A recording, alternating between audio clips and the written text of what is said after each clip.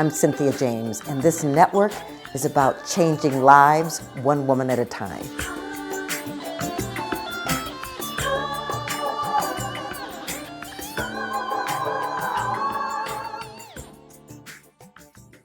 I'm Cynthia James, and this is A Woman Awakening, and I'm your host. I love that every week I get to introduce you to women that are change makers, women that are committed to their own health and well-being and helping others do the same. So I believe this is a time for women awakening on this planet, and so you are in the perfect place at this moment. You can find us on Spotify and iTunes and iHeart and Spreaker and YouTube. Subscribe and come back every week. I guarantee that you will be inspired. So my guest today is Carrington Smith, the author of Blooming, Finding Gifts in the Shit of Life. Despite being born into a legacy of wealth, life was not so kind to her.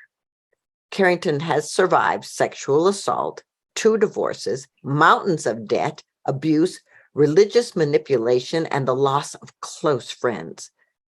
In her best-selling debut memoir, she combines her wit with wisdom to share her journey from trauma to triumph. So today, with a shift in mindset, she lives a life that is filled with joy, opportunity, and purpose. Carrington, welcome. Thank you so much for having me, Cynthia.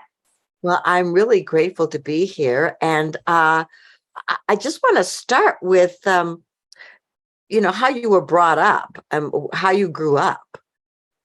Yeah. So my family was a little different in 2 ways, really. One, my great-great-grandfather founded International Paper Company. Oh. Yeah.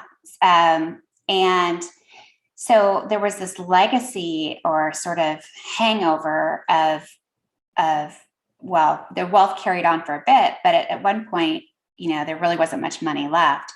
And so the legacy that was left was one of resentment and expectation and entitlement. And so I grew up in a family where, probably the most significant emotion in our household was resentment.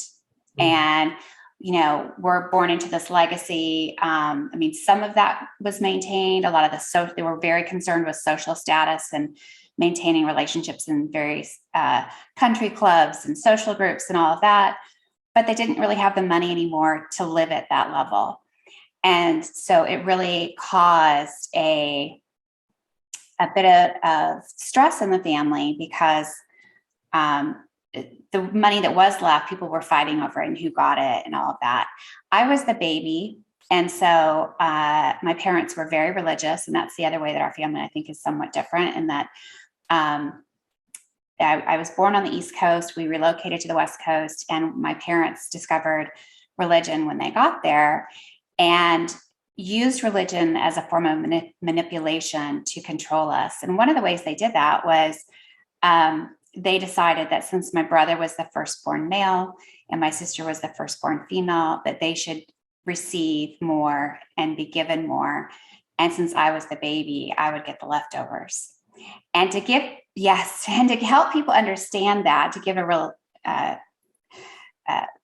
sample that people can understand, my mother and my grandmother, my mother, and then my sister all attended Miss Porter's School in Farmington, Connecticut. It's a very prestigious all-girls school. The most elite people attend that school. And I was not given the opportunity to go, but my sister was. So while my sister was at Miss Porter's School hanging out with, I call the private jet crowd and going to these debutante balls, I was attending a public high school and, drinking beer from a keg in vacant lots. My goodness. Well, okay. So let me just say this, though. That could have created some resentment in you, yeah? For years it did. I was like, why am I being treated differently? This is so unfair. My brother, they paid for him to go to Stanford. And my sister, after going to boarding school, she went to USC, which, University of Spoiled Children. I mean, they were treated very differently than I was. I was told that I had to go to college in state to pay for their school because they couldn't afford for me to go to a school like theirs. So I attended Washington State University for my first 2 years of college and then transferred. That's a whole other story. But, you know, it could have, and it did for a bit, but I came to realize that actually, because I wasn't given as much, there are two things that happen. As I like to say, I actually was pretty much wholesale rejected by my family, but I like to say rejection brings redirection. Mhm. And also with adversity comes opportunity. Yeah. And so for me, I became very driven and scrappy, and I'm a survivor. And I got all those skills because of the life experiences that I had.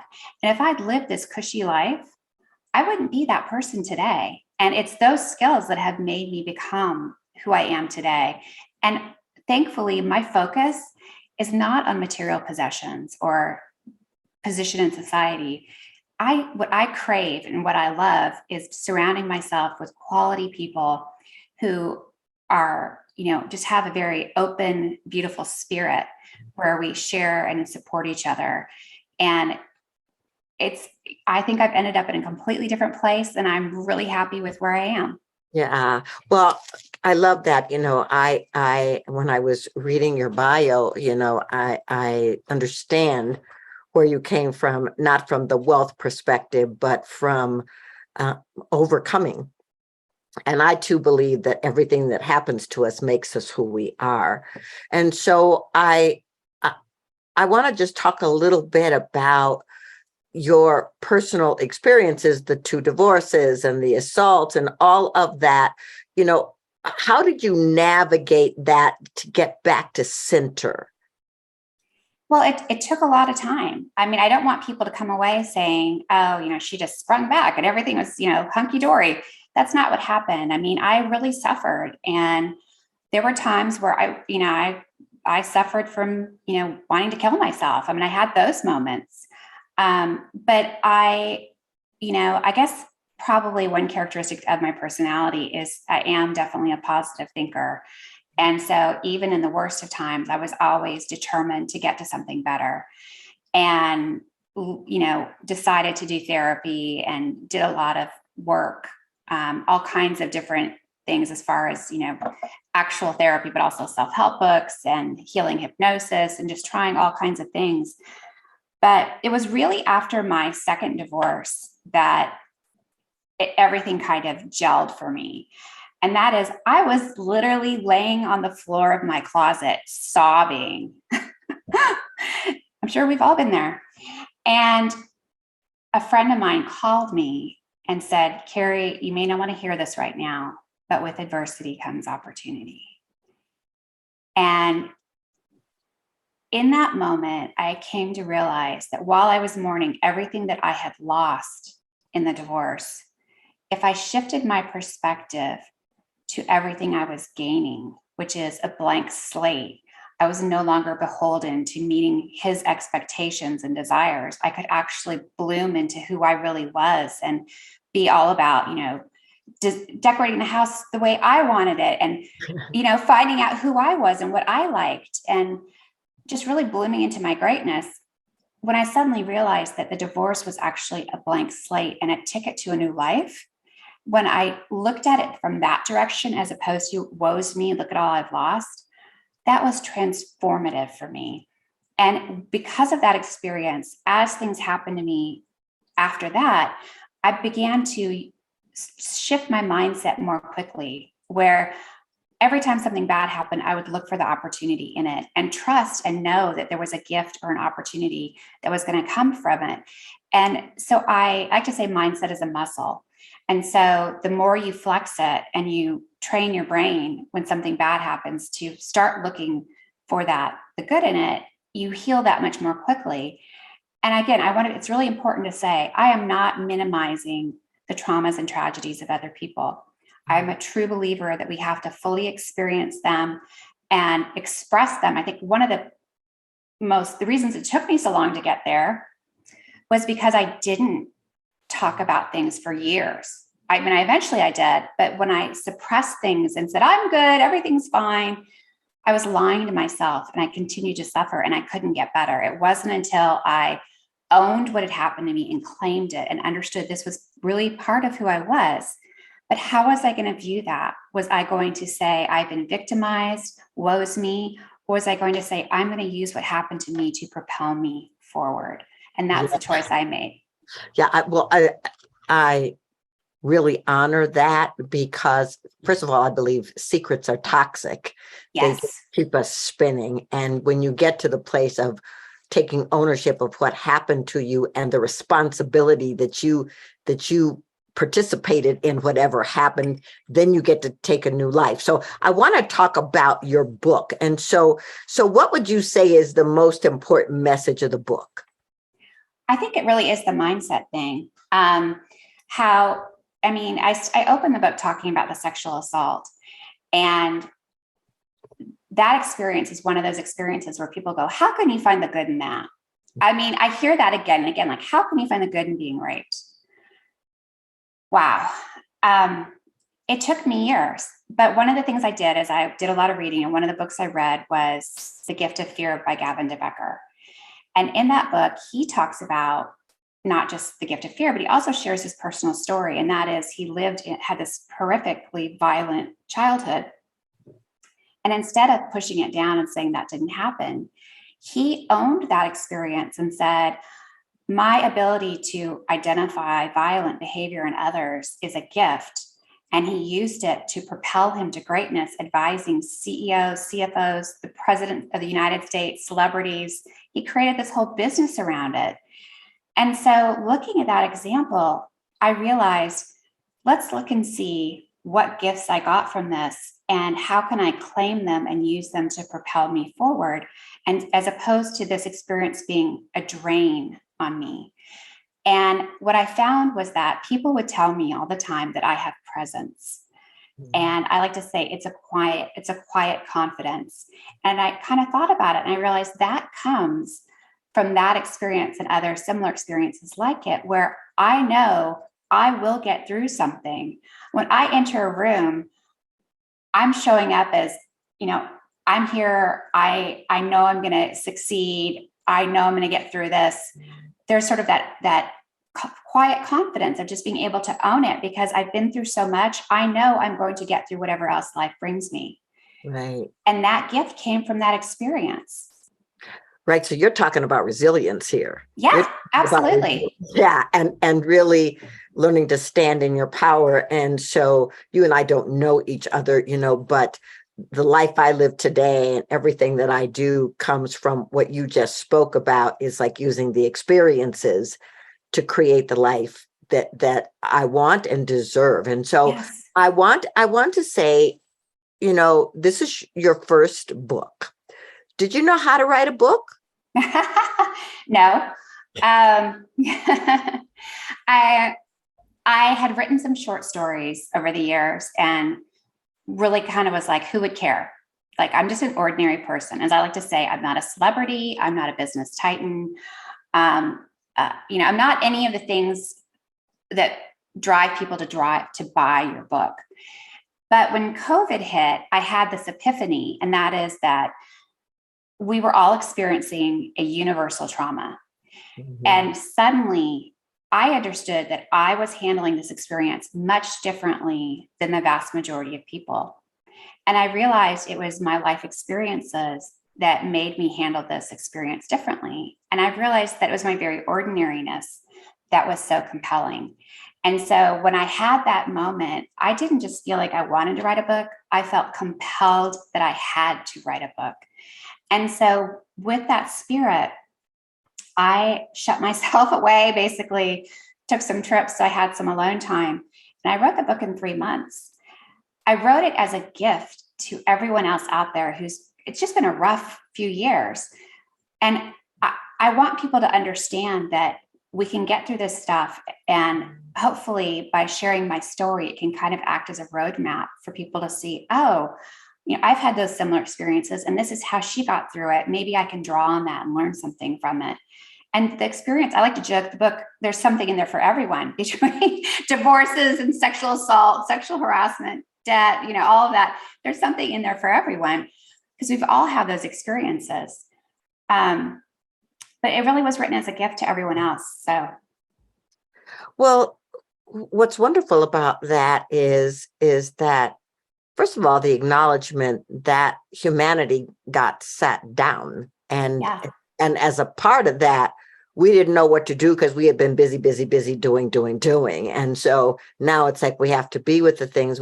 But one of the things that I'm interested in is that you listened.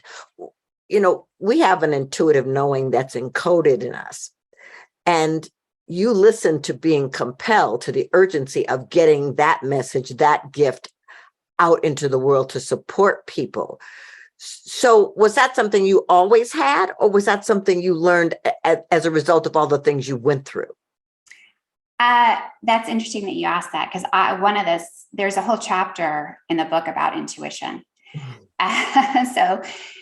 And the reason for that is because growing up, walking on eggshells in my family, having this really religious, strict father who was also a malignant narcissist, I was constantly walking on eggshells, waiting for the next explosion. And so I really sort of grew extra long nerve endings and developed very strong intuitive skills from a very young age. And I like to say that's one of my greatest gifts. So yes, that ability has been there for a number of years. The reason I talk about it in the book, though, is because what happened with me is, with all those bad childhood experiences with my father, I again had a lot of resentment towards him. But when I had the realization that if I was going to be thankful for the gift of intuition, I should also be thankful for the path that birthed it. Yeah. That was so powerful. And I suddenly looked at my father in a different light. And I was able to find empathy for him and forgive him. So it, just again, it's that mindset. It's shifting how you look at something and understanding those experiences were actually a gift to me. Yeah, well, I consider the life challenges and the people involved in those as great teachers. And so to get to the place where you can honor the gift, move into a state of forgiveness so your judgments aren't holding you hostage, you get to just step into a new way of being. And so how wonderful that you could get to that without being surrounded by, highly evolved people that were saying, oh, Carrie, how about you see the gift in this? How about you stand in your power? I mean, there was something in you calling you forward. Yes. I want to know, how do people find you? How do they find your book? Because I'm interested in you bringing this gift to the planet. Oh, thank you. Well, first of all, my personal website is carrington-smith.com. And if you go to that website, your listeners can download the first chapter of the book for free. Mm-hmm. And they can also purchase the book, which is available on amazon.com. It's also available in Audible. So, and I actually read the book for Audible. So I think it really adds some different dimensions to the story when you can hear my emotions as I'm talking about these things. So, and then of course, my social is all at Carrington ATX, which stands for Austin, Texas, which is where I live. So they can find me in any of those places. Well, that's incredible. I was just in Austin a few weeks ago. I had such a good time. We were at Marival, and it was a conference that I was speaking at, and Austin is a fabulous place, and it's got quite a reputation for music and art. That's great. Yes, I love it. Yeah. So I ask my guests the same last question. This show is called Women Awakening. What do you think is the most important reason or thing about women awakening on the planet at this moment? Yeah. Well, I I think it's critical that women awake right now, that they wake up, because I feel like there's a good sector of women who have become complacent. And, recently, this last summer, we had, I can't remember how many years since women's suffrage passed, but, I feel like a lot of women, we've sort of rested on our laurels and just taken for granted these new rights that we have as far as voting, owning property, and all of a sudden, with the passage of this or this opinion that came down overruling Roe v. Wade, I think that people really need to wake up and realize that's an erosion of women's rights, and be careful that they're coming for us for other things. And so, if there's one thing we need to wake up about, it's that, in my opinion. Well, thank you. I couldn't agree with you more. Until the early 1900s, we were considered property, and it Yeah. feels like that old energy is trying to rear its head again.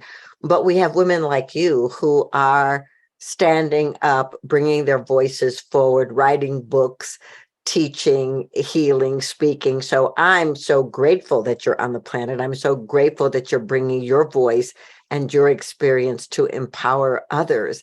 Thank you so much for being here. And I'm grateful to know you. Oh, thank you, Cynthia. This has been a real pleasure. It's been wonderful connecting with you and having this chat. Thank you. So, ladies, I'm going to say the same thing I say to you every week. This is your moment. This is your time. You are unique, and that unique ability is your superpower. It is a reminder that you're extraordinary, that you're powerful, that you're dynamic, that you're mighty and necessary.